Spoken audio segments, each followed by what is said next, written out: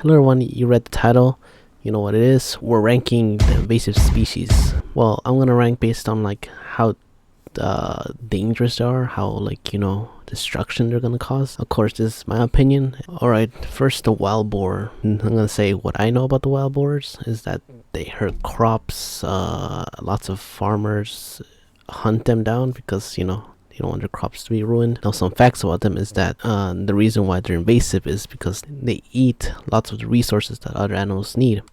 And if you take away one resource from an animal, there's gonna be like a chain of animals that are gonna die. I forgot to mention the pig also contaminates the water, which allow animals need. So based on what I just said, I think crops are important, but I got a feeling that we can handle them. Remember, that's my opinion. I'm gonna put it like around B tier. Okay, next, the Varroa,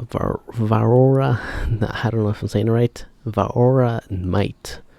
I've never seen these. Now, why they're invasive? They basically attack honeybees and feed on them. So, and also, if I'm not mistaken, they also spread really fast. Now, based on the information, I had to say that bees are really important to the ecosystem. They help spread flowers, plants, I'll put it in A tier because, well, bees, I heard, if I'm not mistaken, is that the bees are becoming, that there's less bees than there was before. So, I'll put it like around A tier. Next is the silver carp or the Asian carp. Now, why are they invasive? Is because they compete with other animals for food.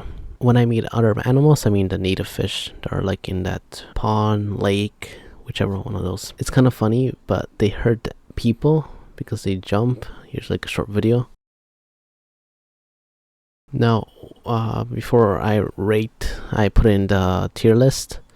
I'd say that I want to try these because I heard they have lots of bones, but I don't really mind about that. I think I'm gonna put it in the B tier. The reason why I'm gonna put it in the B tier is because, well, I heard we're finding ways to like control the population, control this invasive species by using electricity and sound, which is pretty cool. Okay, next one.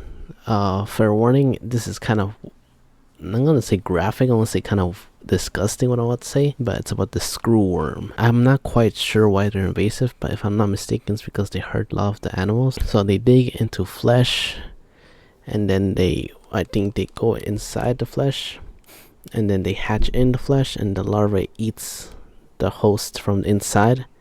And then once they're ready, they pop out to the soil, bury themselves in the soil, and then emerge as adult screwworms, flies, things. Yeah. Now, don't get afraid, but they could affect humans also, and that's why I'm gonna put it in the S tier, because they affect humans also. They basically affect everyone. Now, next one is the rusty crayfish. The rusty crayfish is native to southern US, but it is invasive in Minnesota and Wisconsin. Now, the reason why they're invasive is because they compete with food and eat large amounts of vegetation. I personally never held a crayfish, or I never seen a crayfish, so I think I'm gonna just put in A tier because I am unsure that if it's so invasive, but I think it is. For me, I think it is. Next one, oriental fruit fly. They look like kind of like hornets or maybe bees.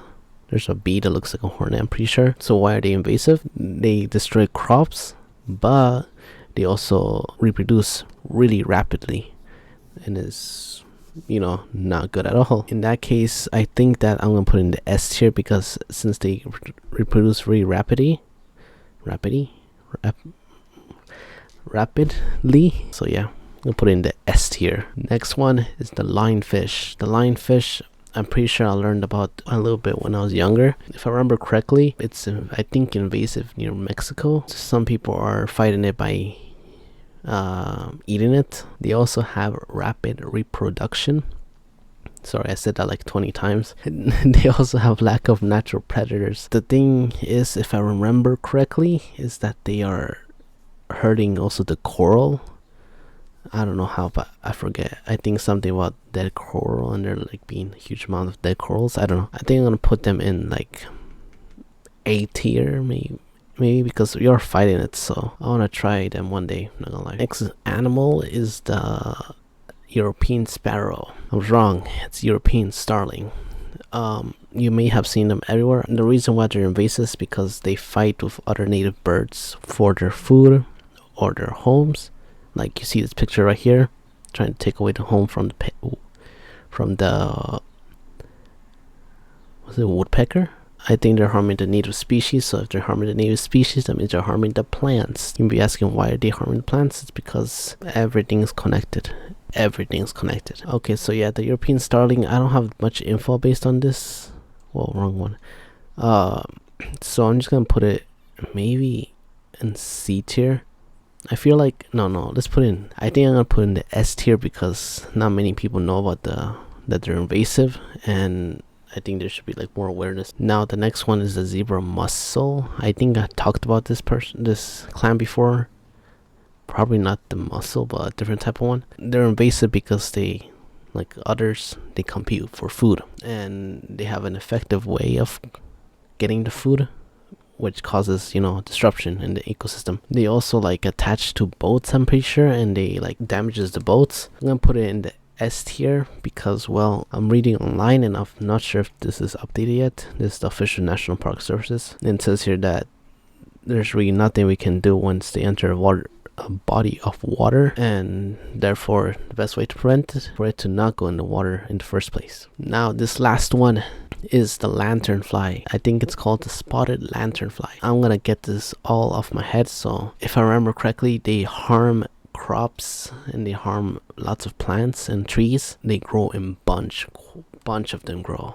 I mean, they reproduce in like lots of them. I remember I live in New York, and I remember them telling us to like squish every single lanternfly you see. And basically I hop on Instagram and then I see a bunch of people, let's say, I'm just not gonna even say it, like I'm gonna just describe it, I'm not gonna show the video, but they just squish all that, and yeah, that's pretty disgusting. So yeah, I think they're pretty harmful, so I'm gonna put them in, actually, first time, C tier. The reason why is because basically there's a lot of awareness based on these lanternflies, and also I believe, I'm not mistaken, they also said online that birds and others bigger insects are starting to learn to eat them also.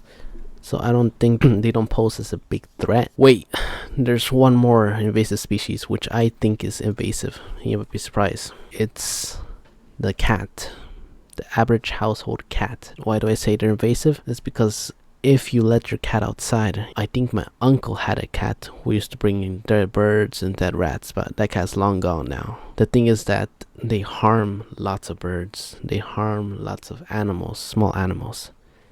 The other day I scared a cat from my backyard because, it was trying to hunt down this butterfly, which is like this orange and black butterfly you see every day. So the cats, I'm gonna put it in S tier, most dangerous invasive species. Or you can just like take them on a leash like this, this person does. So yeah, that's my tier list. What do you guys think? I think it's pretty cool, it's pretty good. Tell me some of the invasive species probably, because I don't know the whole US, I don't know all the animals in the world. Hopefully you like this video. If you enjoyed it, make sure you subscribe for more. I sometimes do gaming content. I'm gonna start streaming, I don't know when, but maybe today when I'm filming this video. We never know. Have a wonderful day, and remember to touch grass.